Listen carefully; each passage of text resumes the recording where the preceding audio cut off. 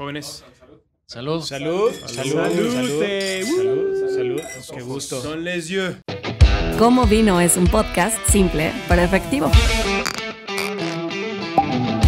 Una expresión que indica algo que mejora con el tiempo, al igual que los vinos de gran calidad. Cómo Vino también es una invitación para aprender más sobre la cultura vitivinícola. Cómo Vino es fácil de recordar. Y aunque tiene un toque de elegancia sin pretensiones, está hecho solo con la intención de explorar juntos el mundo del vino. Cómo Vino Podcast ya está disponible en todas las plataformas. Pues qué gusto, este es nuestro episodio 2 de este gran podcast que hemos armado de nombre Cómo Vino. Y la vez pasada, uno de los tantos temas con los que empezamos con la introducción fue el vino natural y sus diferentes diversiones, ¿no? En este caso, hoy vamos a hablar precisa y puntualmente de los vinos naturales biodinámicos de baja intervención y anexas. Querido Joe, te saludo con tantísimo gusto. Muchas gracias, qué placer estar aquí de nuevo en este segundo capítulo de Cómo Vino. Y hoy para arrancar, bueno, pues vamos a tener un Pet Nat mítico. Como pueden ver, la etiqueta está divina, es un tractorcito lleno de plantas. ¿Qué son flores o qué son? Pues es como yo creo que estaba abandonado y la naturaleza lo invadió, por eso es más natural. O sea, la máquina ya se fue al demonio y aquí es la naturaleza la que invade. Como las pirámides. Exacto. La vigne sauvage.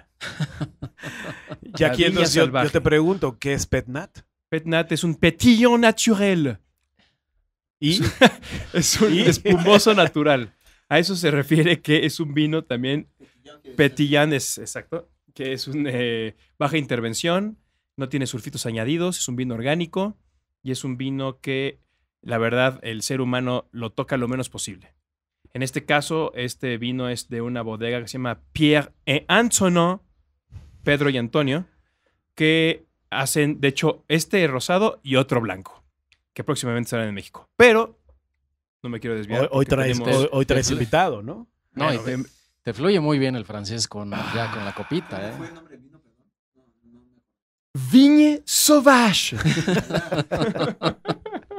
A ver, presenta a tu invitado, por favor. La fregada. A ver, hoy tenemos con nosotros a un ícono, un titán, un mito vivo del mundo del vino.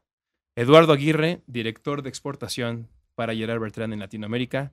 Bienvenido. Que no sea la primera vez, por favor, que sean muchas más. Con esa presentación tan seria y solemne, que me queda decir que, bueno, gracias. Pero antes que nada, me gustaría hablar de este Pet Nat que presentaste, Vigne Sauvage, que es de un muy buen amigo mío, Antonin Bonnet, que de hecho está haciendo vino natural ahora y antes trabajaba en la industria del vino, en una gran empresa de vinos, muy grande a nivel mundial, y ahora, en vez de, no sé, crecer en esa empresa y volverse el director o no sé, cualquier cosa, se echó para atrás y dijo, no, yo quiero hacer vino como se hacía antes, vino natural. Y entonces, con su cuate, Pedro, en español, gracias por la traducción, se puso a hacer vino natural, compraron vides, recuperaron el viñedo familiar y están haciendo ahora estos vinos naturales súper interesantes, ¿no? ¿Y tú sí eres bien Pierre o no eres bien Pierre, mi querido Joe? La verdad, lo Pierre es totalmente natural. Todo fluye. Por eso hoy vamos a hablar de cosas maravillosas.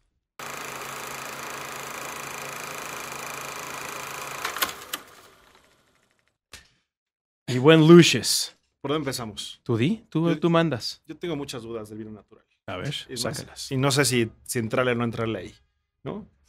Tú éntrale sin Dale, miedo, con todo. sin temor.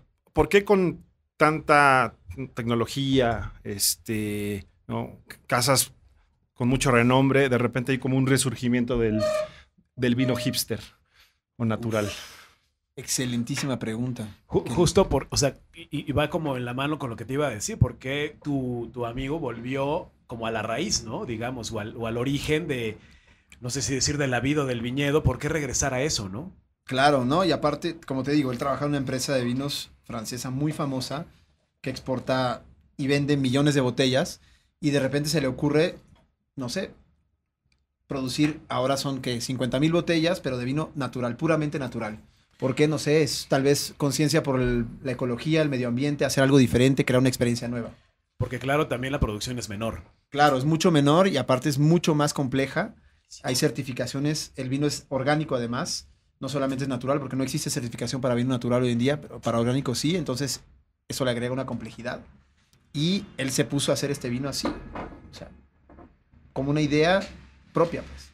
Lo orgánico, por lo general, viene precisamente desde el cultivo de la vid, desde cómo se trata la tierra, incluso de los procesos mismos que tengas para la elaboración del vino. O sea, la base de la agricultura orgánica es simplemente dejar de utilizar productos químicos en la tierra, que contaminan hoy en día, que conocemos que son los pesticidas, los fungicidas y los fertilizantes químicos. Esa es la base de la agricultura, no solamente de la agricultura, orgánica. Y aparte de eso, obviamente, la producción de vinos orgánicos va más allá, va hacia la vinificación también, la fermentación y la preparación del vino.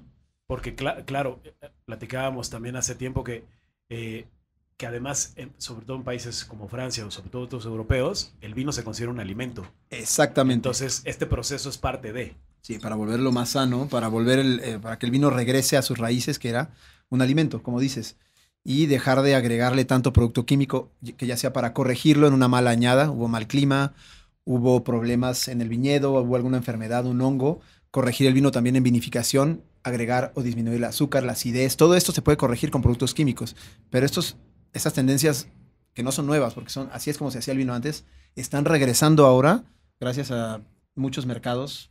¿Y crees que es bien más del lado productor o sea, de la demanda o de la oferta? Son los dos. O sea, primero que nada empezaron los pequeños productores de nicho que empezaron a regresar a estas prácticas ancestrales y se empezaron a volver famosos regionalmente, pero hubo algunos periodistas de vinos, sommeliers, que de repente empezaron a interesarse también en este tipo de vinos y eso lo volvió famoso con un cierto tipo de consumidor que estaba buscando cosas nuevas, ¿no? Y poco a poco, bueno, los mercados fueron creciendo, ¿no? Sigue siendo un nicho, ¿eh? Todavía no es tampoco... No, de hecho, el vino natural es pequeñísimo. Realmente es un porcentaje, 1 o 2% del vino mundial debe ser natural.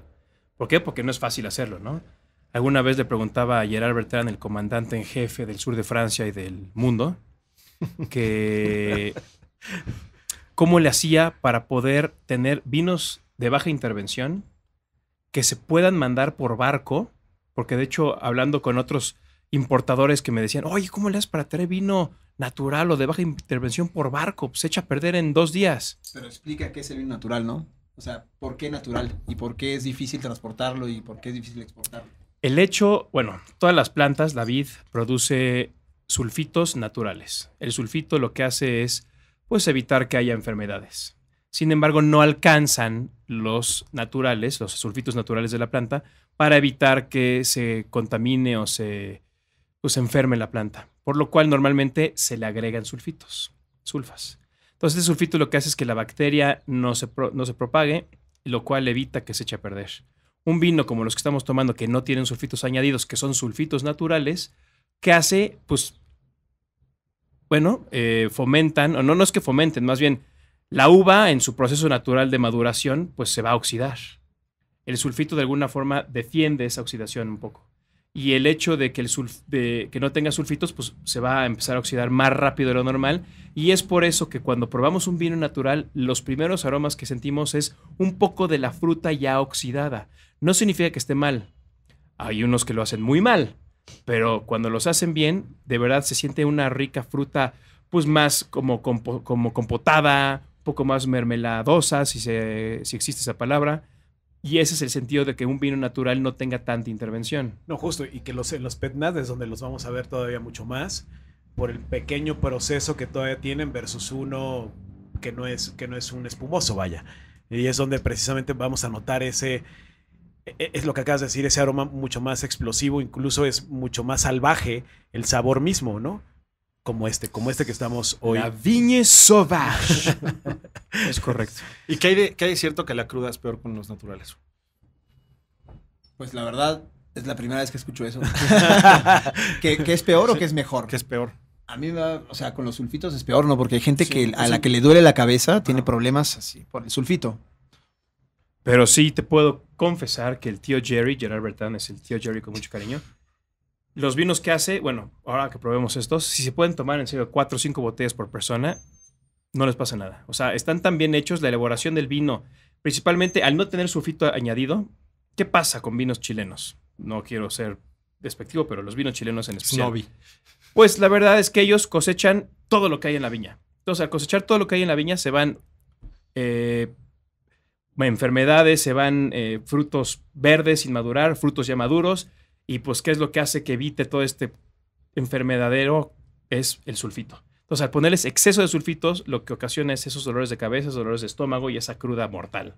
Y en este caso, los vinos naturales que no tienen sulfitos añadidos, pues al fin de cuentas, es un vino orgánico. Es un vino que no tiene ningún tipo de pesticida, ningún químico. A fin de cuentas, puede ser vegano, también, ojo, o que tenga fuerza animal, como en el caso del Vigne Sauvage que estamos tomando, que no es un vino vegano. A fin de cuentas, es un vino que puede tener fuerza animal, pero eso es otro tema aparte que hablaremos. Oye, volviendo al tema de por qué nace o por qué surge esta tendencia de volver a las bases de la producción del vino o las... Ya vamos. Ya se me está yendo el hilo. Es un tema volver a las bases. Es un tema de enólogos, es un tema de productores, es un tema de, como decía Lucio, de el mercado está pidiendo cosas nuevas y por eso pues las casas se van a explorar este tipo de producciones o ¿qué detona el volver a hacer vinos naturales? Es una tendencia de consumo, simplemente. Es que la gente quiere beber mejor, beber menos tal vez, porque como vemos en Europa, en Francia, el consumo de vino ha pasado de 130 litros por habitante por año en los años 60 a 42 hoy en día. No es por eso mismo que la gente la gente toma menos, pero toma mejor. Entonces, ¿qué quieren al tomar mejor? Vinos que sean más amigables con la salud, que respeten la biodiversidad, la ecología y que regresen a estos métodos ancestrales, que ya dejen de ponerle tanto químico al vino que en ciertos casos es necesario, pero en otros exageran. O sea, como en todo lo que hemos hecho, ¿no? La agricultura intensiva con pesticidas químicos, fungicidas y todo esto, no era necesario poner tanto. Entonces, esto es lo que pasa. Hay productores que se pusieron a hacer vino de la manera ancestral y las tendencias actuales de consumir mejor, menos pero mejor, están dándole mucha fuerza a esto. Sí, quizás un tema exacto, como de identidad, ¿no? De ser más como, pues eso, ¿no? El vino de tu barrio, el vino de tu, ¿no? O sea, eso sumado a exacto, hipsters, eso sumado a las tendencias de cuidarse en la alimentación, cuidarse con el tema de ejercicio, ¿no? Dejar la vida sedentaria acompañada de todo lo que ingieres, ¿no? Ahora, hay que tener un punto muy importante en cuenta, es que el vino natural no necesariamente tiene que ser certificado orgánico. Un vino natural es una tendencia, no hay certificación de vino natural. Entonces, lo que pasa es que son viticultores y enólogos que no utilizan productos químicos por convicción propia, no necesariamente por tener una certificación. Y después eso lo trasladan a la vinificación, a la enología, al no utilizar ningún producto químico tampoco para vinificar. ¿Qué pasa? Es el vino como se hacía antes, hace, no sé, 300, 500 años cuando se hacía vino, no había todos estos productos, enzimas, pesticidas, todo esto para corregir la calidad del vino. Entonces, ¿qué pasa? Es vino natural. ¿Por qué se llama natural? Porque es vino como se hacía antes. Se dejaba fermentar, claro, sin correcciones, macerar, sin corregir, y el vino como salía, ahí sí mismo lo consumías y lo embotellabas. Y no se filtraba. La filtración llegó, ¿cómo llegó? O sea, se filtra naturalmente con albúmina de huevo, antes era la clara de huevo, para clarificar. Producto de la industrialización. Es correcto. Llegaron todos estos filtros tangenciales súper precisos de 2, 3, 5, 9 micrones. O sea, eso se industrializó el vino. Y ahora lo que está pasando es todo lo contrario. Queremos desindustrializar el vino. Eso es lo que pasa. Sí, justamente eso, que es volver a como se hacía el vino antes, como se hizo siempre, toda la vida. O sea, ¿cuántos años?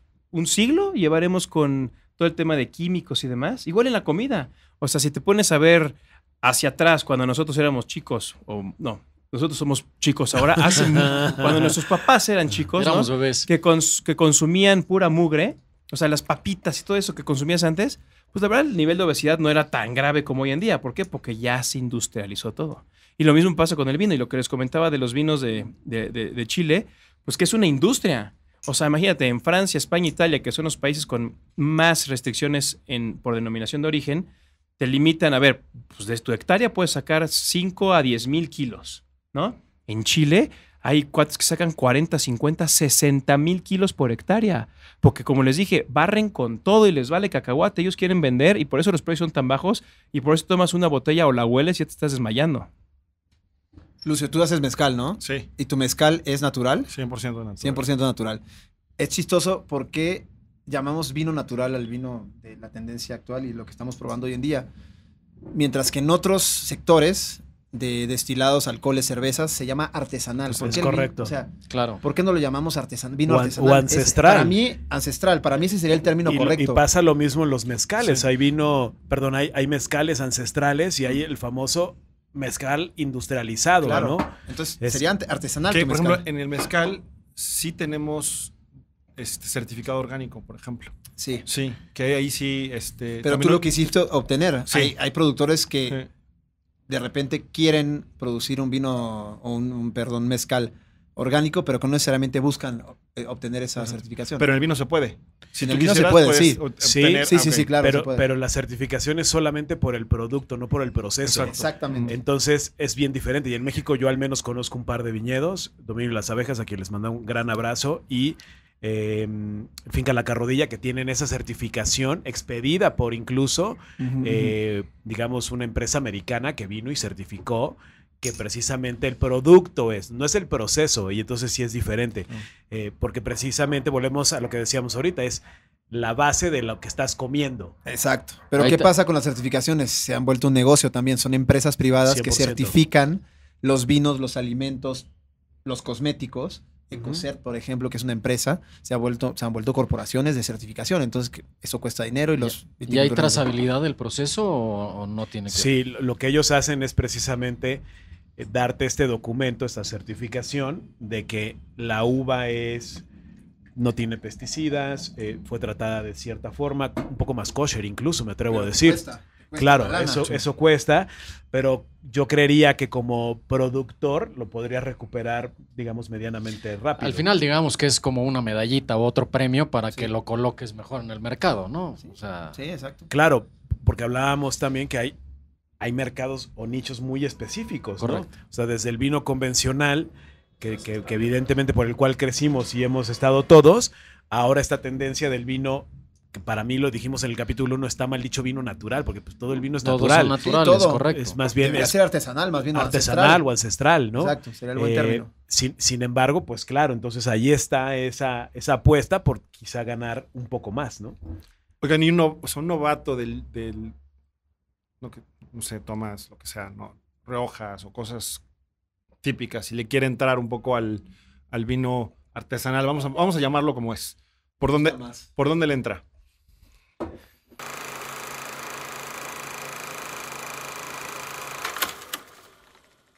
Pues mira, es buena pregunta.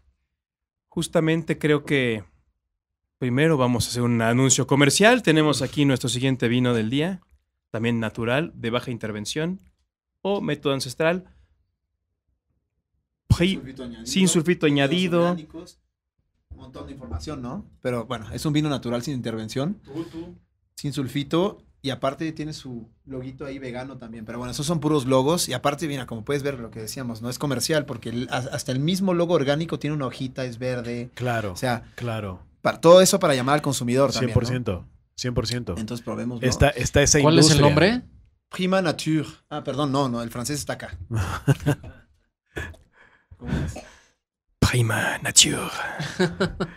Del tío Jerry, de Gérard Bertrand, del sur de Francia. ¿Cuál es tu Pays relación d'Oc. con el tío Jerry? Porque ya estoy preocupado. Ya para que le diga tío, más bien, es otra cosa. No, bueno. No. Ya me empecé a preocupar yo. ¿Es tu decano? Es mi sensei. Es mi Buda Del vino. del vino, exacto. Entonces, ¿tú sugerirías, Joe, bajo esta pregunta de Lucio, de dónde empezar con este, digamos? Sí, realmente en este caso vamos a probar un vino que si la gente que ya ha probado vinos, llamémosle naturales, normalmente son turbios. La mayoría. ¿Por qué? Porque son vinos sin filtrar, porque obviamente deben tener la menor intervención del ser humano. Sin embargo, en este caso, con una filtración en base a temperaturas, pues logras bajar todos los sedimentos y por eso es un vino claro. No por eso va a dejar de ser de baja intervención. Claro, y a lo mejor no dejará de presentar alguna otra botella una sedimentación. Sin duda, sin duda, sin duda. Y empezando por este vino, creo que ahora que lo puedan probar y oler, van a ver que no es un vino complicado, es un vino donde realmente la fruta sale, ¿no? Este tema que les comenté hace ratito de la falta de sulfitos añadidos, pues hace que la fruta resalte, que sea totalmente, qué rico, ¿no? Lo hueles y te sabe, sí tiene notas a pan, tiene notas a la fruta, a durazno. Lo clásico de la garnacha. Lo clásico de la garnacha, exactamente. No la garnacha que algunos piensan de de street food. De street food. Garnacha con garnachas, ¿no? Sí. Está bueno ese también. Claro, que podría suceder hablando en algún momento de este maridaje, ¿no? Claro que podemos hacer una garnacha con garnacha. Con garnachas. 100%. Pero la ventaja del vino, bueno, digamos, una de las ventajas del vino natural o de baja intervención, porque no todos los vinos naturales son naturales, son de baja intervención, a veces los llaman naturales. Como no hay certificación, no tenemos cómo verificar todo eso, es que son vinos con baja intervención, entonces casi todos, o la mayor parte de ellos, no tienen añejamiento en barrica, que hace que el vino se vuelva complejo también para el consumidor, que ya no sabe si sabe a barrica o sabe a fruta. Entonces, la ventaja de este tipo de vinos es que sabe a fruta, que es el aroma primario, es la materia prima que estamos tratando de expresar en el mosto, en el jugo. Se supone, corrígeme si digo algo mal, Eduardo, en el grueso de los vinos ancestrales, como ya le hemos dicho, o de siempre, más bien el proceso puede ser o en barro o en tanque de acero. Más bien tanque de acero inoxidable. Son muy pocos los que realmente toman o pasan por la barrica, aunque sea ese corto periodo, pocos, sí. Porque cada uva, deben de saber que cada uva evidentemente pasa un periodo menor. Sí, o sea, los blancos, rosados e incluso los espumosos pasarán no más de 5 meses, sí. y el tinto llegará por ahí de los 9 meses. Exacto. Pero no todos llegan a la barrica, o sea, no, más bien el proceso. Muy pocos, de hecho. Son como muy contados, sí. Por exactamente lo mismo también, ¿no? Por digamos, sí proceso que siguen los naturales como tal. Sí, es que el método ancestral de producción de vino no incluía la barrica. La barrica fue... ¿Qué pasa con la barrica? ¿De dónde viene este añejamiento en barrica? El vino se transportaba en toneles de madera. Fueron los comerciantes holandeses, ingleses, que transportaban el vino en toneles de un punto a otro, en barcos, para poder llevarlos de ese punto al otro, ¿no? Y la idea era eso, un mero transporte. Y se dieron cuenta que la barrica le aportaba algo, pero fue puro churro, o sea... Era más bien un tema de protección del producto versus la ánfora de barro que en ese entonces existía, porque el acero vino hasta mucho después. Sí, la ánfora se rompía y la barrica se hace de forma redonda para que gire y le puedan rodar. Exactamente. ¿No? Y el tiempo que pasaba me acuerdo que cuando fui a Oporto, que te platicaban de... viajado. Qué viajada. Disculpen la humildad. Pero cuando fui a Oporto y nos comentaron en la bodega de Taylor's justamente cómo llevaban los vinos a Inglaterra, y justamente se dan cuenta que la barrica les empieza a aportar algo, y entonces regresan los ingleses y dicen, oye, pues me gustó cómo llegó el vino con la barriquita, que tardó 2-3 meses en llegar al puerto final y en lo que lo sacan, bla, bla, bla. Y a partir de ahí justamente es como los vinos van teniendo este impacto. Justo como el fino, ¿no? Del sur de España, la manzanilla y eso. ¿Y la barrica en el mezcal? ¿Hay o no hay? ¿Se puede o no se puede? Pues, si quieres, pero no. No, o sea, no te aporta. No le aporta mucho. Sí. ¿O no es necesario? No es necesario. Okay. ¿Cuál sería el objetivo ahora de meterle barrica a un vino natural si lo que se trata es de hacerlo... aportarle algo de complejidad. O sea, precisamente como el vino natural es muy expresivo y tiene aromas de fruta, los aromas primarios que son los aromas de la materia prima, es simplemente de repente aportarle algún otro tipo de aroma que pueda agregarle complejidad y atraer a otro tipo de consumidor también. Claro. Pero ojo, acuérdense que al ser un vino de baja intervención y sin sulfitos, corre mayor riesgo de que se pueda echar a perder. Claro. Entonces, por eso se produce el vino y se embotella prácticamente de inmediato. ¿Para qué? Para que se mantenga. Entonces, normalmente también es importante hablar de que hay vinos naturales de baja intervención muy mal hechos, donde podemos oler o probar o sentir aromas como a establo, pero un establo echado a perder. Ese famosísimo aroma o sabor funky. Pero justo quería entrar ahí. O sea, ¿cómo sé? Porque en vinos tradicionales, pues conoces las grandes casas y sabes, hay casas que son garantía, ¿no? Bodegas que son garantía. Acá es más, pues, o sea, los nombres no los reconocemos, ¿no? Entonces, ¿cómo sabemos elegir entre un buen vino artesanal o un mal vino artesanal? Pues yo creo que mucho es suerte. Últimamente es uno de los grandes temas y conflictos que hay con el vino natural y ancestral. Sí, por supuesto. Yo creo que es prueba y error, ¿no? Prueba y error. Sin embargo, si te vas con un gran productor que lleva más de 25 años, como Gerard Bertrand, haciendo este tipo de vinos, por eso cuando le hice una pregunta de, oye, pues ¿cómo haces para transportar este tipo de vinos? Pues me dijo, es que llevamos 25 años haciéndolos. Entonces ya sabemos... Error, sí. Prueba, error. Los primeros 4 o 5 años fueron complicadísimos, complicadísimos. No exportábamos nada en la bodega. De hecho, esta marca, Prima Nature, estuvo como 4 años en Francia funcionando muy bien y tratamos de exportar. Primero empezamos con países cercanos, fronterizos. Funcionó, pero llegaban algunas botellas dañadas. O sea, ¿qué pasa con el vino natural que tiene poco sulfito? Que el sulfito también tiene otra cualidad, que es evitar la oxidación y evitar que el vino, por cambios de temperatura abruptos, fermente de nuevo. Porque puede haber una segunda fermentación en botella. Es correcto. Puede existir eso. Entonces, ¿qué pasa? Con una temperatura demasiado alta, las levaduras que quedaron poquito en el vino, porque pudieron quedar algunas, se ponen a trabajar de nuevo y fermentan de nuevo. Entonces, con la fermentación se produce gas carbónico, claro, y explota y hace un cambio totalmente en sabor incluso. Exacto. Entonces, eso fueron ensayo y error y ver cómo podemos hacer, qué tipo de productos naturales se pueden utilizar para evitar precisamente estos problemas. Súper. ¿Y me pueden recomendar? Perdón. No, dale. O sea, hacer como tips prácticos. 5 vinos que podemos comprar naturales y dónde los compramos aquí en México. Me gusta esa pregunta. Puedes comprar tú hoy en día un vino natural de nosotros, de la bodega Gerard Bertrand. Naranja, si quieres comprarlo a un buen precio, Naturae naranja en Costco. Ahí lo encuentras. Okay. Tenemos un Pet Nat que se llama Papilou, que es muy similar al perfil que estamos probando hoy de nuestro amigo Antonin Bonnet, que es el Papilou. Es un rosado también y está en Costco. Okay. Y si quieres ir a un restaurante y probar buenos vinos también sin intervención, con baja intervención y naturales, señor Joe. Pues nosotros importamos la línea de Prima Nature, que es una línea bastante accesible, ¿no? Que vendemos también justamente, ¿no? En estos lugares de tendencias nuevas como la Roma, Condesa, que piden ese tipo de vinos, porque la gente es, pues, como decimos, más hipsters, quieren esta cosa sana. Por ejemplo, hay un bar en la Roma que se llama Hugo, que es puro vino natural. O sea, nada más. Entonces, pues, son tendencias, va funcionando y creo que tiene mucho futuro, pero sí es importante saber escoger. Y sí, como decimos, Javi, que es un rife, a ver qué te sale. Totalmente. Y naturales mexicanos con Nación Culinaria. Eso. De igual forma. Pueden encontrar una diversidad bastante grande que tenemos. Y estamos por irnos. Luis, ¿algo más? Se agotó el tiempo. Podríamos seguir hablando de este tema. Yo creo que lo abordaremos en Cava Maciel. Capítulo.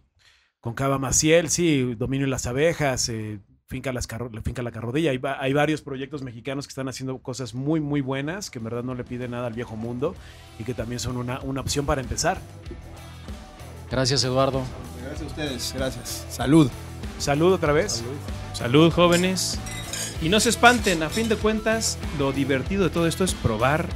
Si les gusta bien y si les gusta que huela funky, pues se lo toman. Y no, si pues, vino y no está tomando vino, pues ¿a qué chingados vino? Salud. Salud.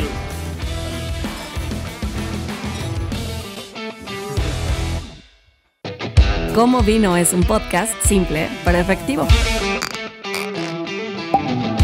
Una expresión que indica algo que mejora con el tiempo, al igual que los vinos de gran calidad. Cómo Vino también es una invitación para aprender más sobre la cultura vitivinícola. Cómo Vino es fácil de recordar. Y aunque tiene un toque de elegancia sin pretensiones, está hecho solo con la intención de explorar juntos el mundo del vino. Como Vino Podcast ya está disponible en todas las plataformas.